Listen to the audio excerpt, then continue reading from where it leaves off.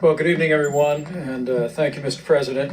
White House Coronavirus Task Force met today. We continue at the President's direction to focus on slowing the spread of the coronavirus through mitigation, expanded testing, and ensuring that our healthcare workers have the supplies that they need. With cases now in all 50 states and more than 50% of cases in the New York area, it's more important than ever to adhere to the guidance of state and local authorities. And for every American, the best thing that you can do, young or old, is put into practice the President's coronavirus guidelines for America. It is the way that each of us can do our part. Since we last spoke, as you all know, the President signed the Coronavirus Aid Relief and Economic Security Act. This makes direct payments available to American families. The average family of four will receive a direct payment of some $3,400. It also covers payroll for small businesses across the country for a period of several months, so that even if the business is closed, they can continue to have a loan which will be completely forgiven if they keep their whole team on the payroll. There's support for critical industries, for hospitals, and for states as well. As of this evening, the President has issued 12 major disaster declarations, most recently for the states of Maryland and Missouri. And on the subject of vaccines, Emory University in Atlanta today began enrolling volunteers in a phase 1 clinical trial of another possible vaccine for the coronavirus. On the subject of testing, testing is available in all 50 states, and as a great credit to our partnership with commercial laboratories across the country, this morning it was reported that more than 685,000 tests have already been performed, and we are particularly grateful to the American Hospital Association, whose members are now reporting into the CDC and FEMA in real time, giving our experts more visibility on those that have contracted the disease around the country. The President mentioned this, but it's worth mentioning again. Apple has a new app out. It is a screening tool that'll help Americans determine whether they should be tested. It has a easy format, a question and answer. If you have issues about whether or not a test is appropriate for you, you can use the new Apple app to accomplish that as well. On the subject of supplies, the President spoke about the priority that we're placing on personal protective equipment and especially ventilators, and I will not add to that.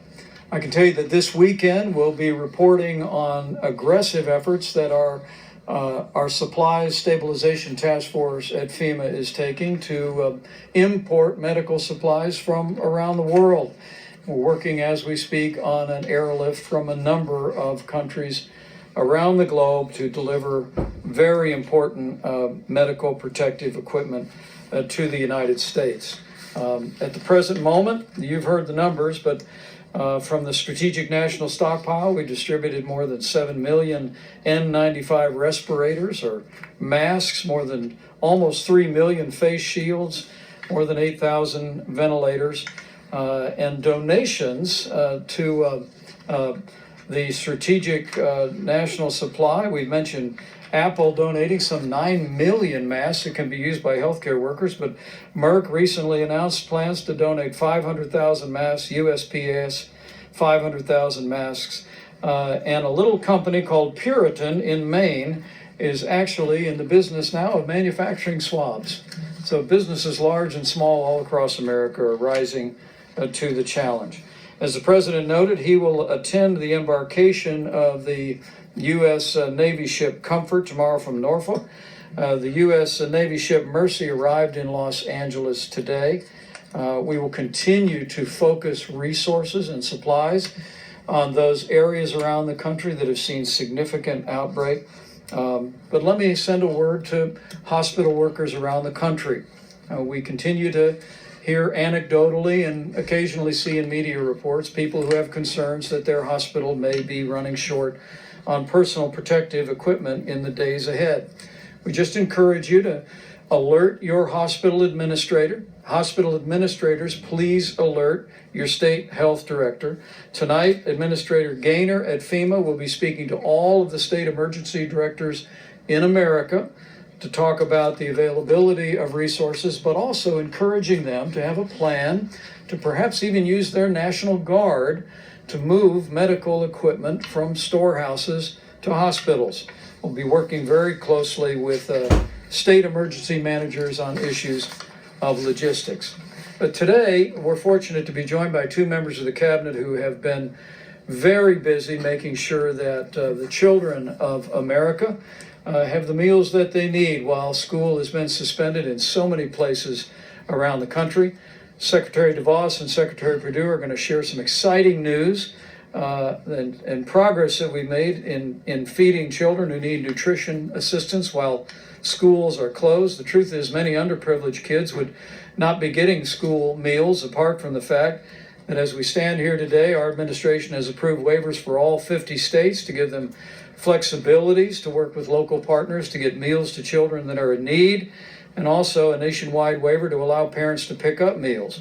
But what's most exciting today, as our two cabinet secretaries will reflect, we have private sector partners, a few of whom are with us today, who are helping us speed important meals to children and to families around the country. You'll hear in a few moments from the chairman of McLean Global Logistics and also the CEO of Panera Bread about the work that they are both doing to literally deliver millions of meals to American families.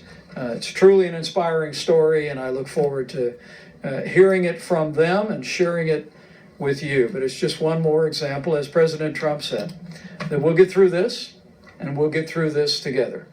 Not only a whole of federal government approach, working with all of our state partners, working with healthcare authorities at the local level, but also working with businesses that have been willing to step up and stand at the point of the need and be there for the most vulnerable and help us meet the needs of our children and of our families. And on behalf of the President and a grateful nation, we thank you. Madam Secretary.